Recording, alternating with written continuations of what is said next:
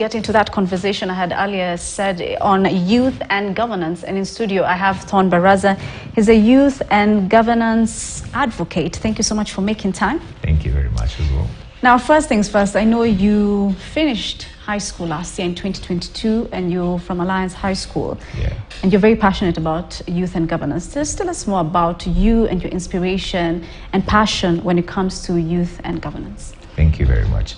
Well, first and foremost, my name is Thorn, to those who don't know, and I am more than pleased to be here. I am specifically passionate about youth and youth involvement in governance because, well, the youth are a big piece in the development, because we're constantly told we're the leaders of tomorrow, we're constantly told we ought to step up, but then it all comes to the question that how much exactly are the youth doing, or rather, how much are the youth involved? And last week, I was at the People's Dialogue Festival, organized by the Center for Multi-Party Democracy. And we had both the Youth Village and the Nisisi Nisasa Village. The Nisisi Nisasa Village was a venue where high schoolers got to articulate their thoughts. And the Youth Village was designated for people between 18 and 35 to talk about what exactly it is the youth need to do, especially on the front for civic competence. Talked about economic debt, we talked about political advocacy as well, and even technology. And at this point in time, I feel like it's just about the right time that the youth get involved. Right. Yeah. Before we get to Nisisi Nisasa, I wanted to just talk about briefly about some of the challenges you think the youth are facing when it comes to governance, especially in Kenya. Can you point out some of them?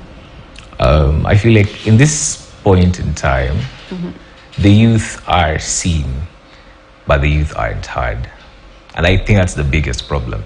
Because at the end of the day, it's about having youth out there, it's about having youth during the campaigns, it's about having youth being promised a lot, but how much of that actually happens? Because take a quick glimpse at our, say for example, government. Let's take a quick glimpse at the National Assembly. Let's take a quick glimpse at the Senate. How many of them there actually have their voices heard? Who are youth? Because the most we do is having youth out there going to riots, or having youth constantly asking for a chance to be heard. Right. And then it's very bad, or rather it's disheartening to me when a youth would be judged mature and responsible when they, say for example, commit a crime, but would be judged as kids who don't understand how it works when it's about, say for example, making changes. And I feel like the biggest problem is the youth are generally seen but rarely heard. I want to know from your experience, I mean, you just left high school the other day, and I'm sure you've taken part in some of the leadership, conferences and things that have been happening. Yeah. Maybe just give us an example or a scenario where you felt like you're not being heard as a young person. Well, I remember at some point, but this was still when I was still in school, yeah? Right. We had a debate in which we were talking about how much the government needs to involve the youth. And it was part of a school debate, but it came to haunt me later on. Right. Because at the end of the day, we talked a lot about how much youth need to do, how much youth ought to be represented, how much youth ought to step up. But then that's all the youth are being asked to. They're being asked to step up, they're being asked to do as much as they can, but do we really have the spaces for them to have their impact felt? And so later on, I remember I was at the regional launch for the UNESCO We Need to Talk. It was measuring intercultural dialogue. And well, I'm not going to call anyone out, but most of them there weren't necessarily youth. And I remember the youth were being told we're the biggest players in what is supposed to happen in now measuring intercultural dialogue. However, as a youth, how much exactly are you heard? Because I can imagine that youth, say for example in Marsabit, I can imagine that youth in Wajir. How much are they heard? And for me, it hurts a lot when I see many of the youth going out, many of the youth rioting. It hurts me that I have to watch as some of them even get used by the same people who tell them they ought to be heard. Right. And that's very disheartening. Let's talk about it in a more practical level. Like, for instance, if I could put you in the hotspot now, All right. If you are a leader and you wanted the young people to be heard, Like, what spaces would you create, or how would you give them an opportunity to actually be heard? One, dialogue. Dialogue is very, very important. And that is why, as I said, I really, really appreciate the Center for Multi-Party Democracy for organizing the People's Dialogue Festival, where we got a chance to dialogue. And I am sure each and every single person who was there had their voices heard. And it's not just about having that dialogue happening, say, on national TV, it's also having that happening at our very homes. Right. Therefore, coordinating it with the leaders back at home and now involving them. Because the part is, it's about time we are not told what we're supposed to do. So I'd rather come where the youth are and let us take part in projects, either community projects, development projects, technology projects. Let me involve the youth. Because at the end of the day, as we create more spaces for the youth, even in government, we ought to be doing it practically, rather than us now being told, this is what you ought to do, or rather, this is how it's supposed to go, or this is how it is done. So, majorly, dialogue, because we need to be heard as well. Right. And now taking a more hands-on approach. If we're going for development, if we're going for advocacy, let me be with the youth. Right, let's talk about now rights and rules. Do you think the youth are actually aware of some of the rights they do have? Not on large scale, because other than the fundamental rights and freedoms, I feel like, say for example, our civic rights as youth, not so many people are aware of them. Because you'd walk on the streets and you'd ask a couple of youth, did you vote in the last election? Are you aware of your civic rights? Yeah. And they'd be like, no, not really.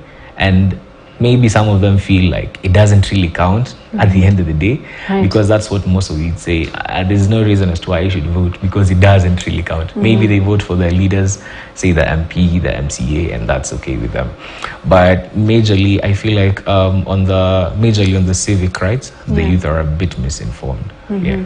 How can we create awareness then in that case to make sure that at least young people do know their rights? I'm working with the players that are directly involved. Say, for example, if it's civic practice, let's say working with the IEBC, and also working with other non-governmental organizations and even governmental organizations as well. Because at large, it doesn't necessarily boil down to, say, knowing the nitty-gritties of it, but you ought to be aware, so that in the event that anything happens, or if any of them is being trampled down on, as a youth, you should be aware, and you should not be used in this scenario because you're not aware of your rights, because that's necessarily what happens.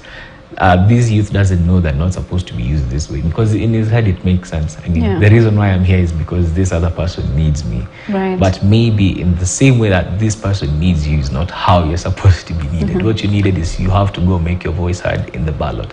That's just an example. So I feel like working with the necessary players, we should get the voice out. Yeah. Right. But at the same time, if I was just to switch it up a bit, do you think that young people are sort of intimidated with leaders or people in power for them to step up into the roles that they should naturally be able to step up? Let me attack it this way. Right. Awareness precedes choice, and choice precedes life. Yeah. So once you make me aware I'm capable of something, there is no reason as to why I'm not going to do it. And that's why majorly I feel like as parents, they're taught to introduce not their children to fear, but rather what is possible. Yeah. But unfortunately enough, for many youth, you've already been shown, you're going to be told what to do. These people are here to tell you what to do and to give you stipulations.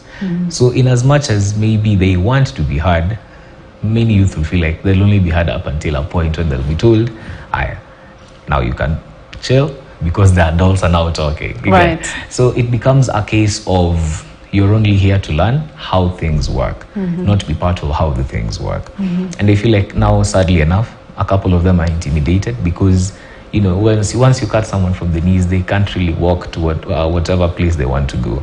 And unfortunately enough, it's both, say, intimidation, as well as them not being given a chance to have themselves heard. Yeah. Right. Can we just talk about what examples do you think the current leaders are setting for the youth?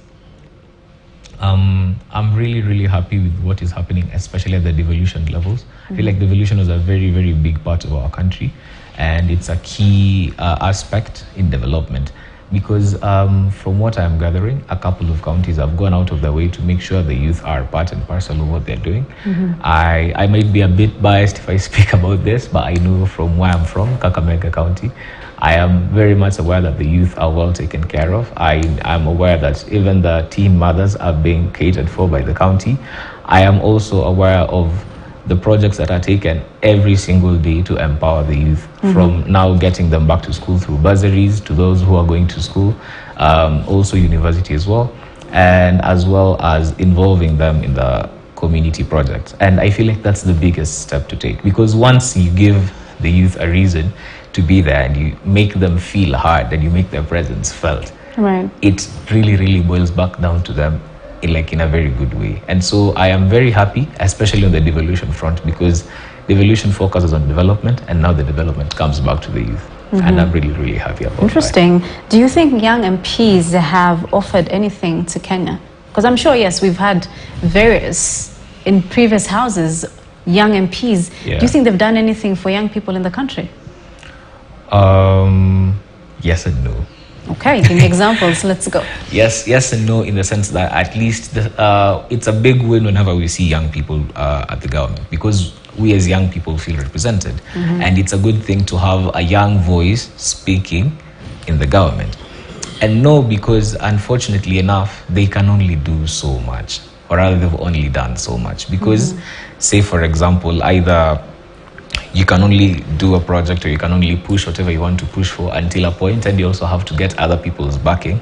And as you said, remember, you're a youth who has been always told what to do.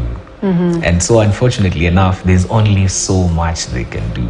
And maybe for some of them it gets into their head a little bit, because you're now Do you think that's a young person thing sometimes, where you're in this particular position of power, and like you said, kind of gets into your head and you forgot why you exactly got there? Have you seen such scenarios yourself? Politically? Yeah, we've seen that. We've seen that, obviously. I'm sure we don't need to name drop, but course not. we've always seen what happens once in a while, but I feel like that's part of the process. And I feel like we better learn, and it's more or less what you've seen happening, and you're now in this scenario because you've seen other leaders get there and you've seen it get into their heads. So when it does happen to you, you feel like you can justify it because, well, it did happen to this other person, and at the end of the day, I'm only human. So I feel like at some point they find justification in the people they've been looking up to. And I feel like now, on the part where we have the generation that came before us playing as role models, we can step up a bit. Yeah. Okay. I want us to talk about something else now. Global debt, because I know you moderated a certain function in it. Yes. That was the unpacking the impact of global debt crisis on future generations. Yes, I did. First, can you just, from where you sit, how can you define global debt? Global debt is, say, the deficits that the countries have against their GDP, because in as much as borrowing is a very integral part of development, because we also do need aid, debt comes as a deficit in which where you're supposed to have the money that you were given by another country paid back, but you didn't. So in as much as it is still part of your budget, it's eating into your GDP. So let's take it as a deficit to your country's GDP that ought to be taken to another country. Yeah. So when you're moderating that particular function, and of course it's focusing also on future generations, what are some of the things that you picked out of that conversation? I picked out a couple of things. For starters, there was the issue of, is the future generation really considered when these economic models are being drawn? And whether it is right that, as I remember one person pointed out, we should pay for the sins of those who came before us. And well, unfortunately enough, the debt is here and we have to live with it. It's not like we're going to run away from it. But something else I gathered is the economic development steps taken from here on in are going to be very important. And not only that, but also the difference between aid and taxes. Because at some point, not all help is help, if I'm to say, because it all comes down to how much a country can give back, how stable is your economic model so that you can support your citizens as well as pay back your debt. And that's where the question of sustainability comes in. It's not just a matter of you producing and producing. For how long can you sustain your country? So the question of sustainability, the question of participation also came out at who exactly needs to be there. Should we now depend on more aid from the other countries so that we can, rob Peter to pay Paul, or we can step up our own developments? And a good conclusion we came to is we ought to support our own economic models. We ought to support our own businesses, because at the end of the day, the income generating industries need lots of investment. And once we put those up well, we're going to produce more for our country, and that's how we achieve sustainability. So with the right economic models and also good investment in our economic, rather strongholds, where are the industries, and which is also agriculture, which is also export, we should be doing really, really well. It sounds very interesting when it comes to the theoretical part of it. But when we look at it practically, how do you think then the youth can participate in ending global debt or the global debt crisis? I look at it from the industry perspective, and I'll choose to look at that from the technology point of view, because, well, at this point in time, we all know technology is on a big rise, and the people who are now considered the technology people are the youth, because, well, majorly you would maybe get at problems, a practical aspect. Say, for example, back at home, mom has a problem with a laptop. More often than not, it's the younger brother, or it's like the son or the daughter who will be called to fix whatever is going on. And in this case, in the technological space, I feel like the youth cover a lot, or rather the most part of it. And I feel now bringing the technology more into the industries, as we said, we're going to power our industries more. We're going to pump more into our industries to achieve sustainability. And technology in the place of sustainability is really, really important, because now the world is moving heavily technology. And now in this case, since the youth occupy the most of this space, it is only right that they do more on the technological front to make sure our industries are good. Right. In terms of, social media right now is very heavy, and a lot of young people are on social media. True. Do you think they can use those platforms on social media to advocate when it comes to like politics or development from the experience that you've had? Do you think social media is a crucial place where you need to be active? Yeah, social media is a very, very big thing. It's a very crucial tool. It may not necessarily be about, say, advocacy, but just getting information out. Social media is a very, very big tool. And you can almost guess the people who use social media most are the youth. Yes. And now in this scenario, social media is a big, big tool, because whatever it is that you send out, whatever message it is that you post, whatever it is that you put maybe on your Facebook handle, on your Twitter handle, or your Instagram handle, whatever it is that you talk about in those youth forums that you have, it is really important. And I feel like now whatever happens, say, for example, at the governmental level, whatever happens up there should now trickle down to all the youth. And as I said, most of the youth are on social media, and it's really, really important. Therefore, for advocacy, for, awareness and everything, social media is the best way to go, because you will bet each and every single person has access to social media. Yeah. Right. I know you're very passionate about poetry at the same time. Yes, I am. I don't know if I'm supposed to ask you to recite a certain poem, but tell us more about the poetry aspect of it. Well, I've enjoyed poetry for the longest time. I feel like poetry is a language most distilled and most powerful, and it is how you manage to open your heart and speak out your mind. And well, for some people who have had, or rather listened to me debate once in a while when we were back in high school, I really went big on poetry and finished my debates with poetry and all that. And I feel like now in this case, I'd speak from the creative point of view. You see, many of the youth are actually creative. Yes. They're very out there. They're putting up maybe music. They're putting up spoken words. They're putting up even drawings. They're putting up poetry as well.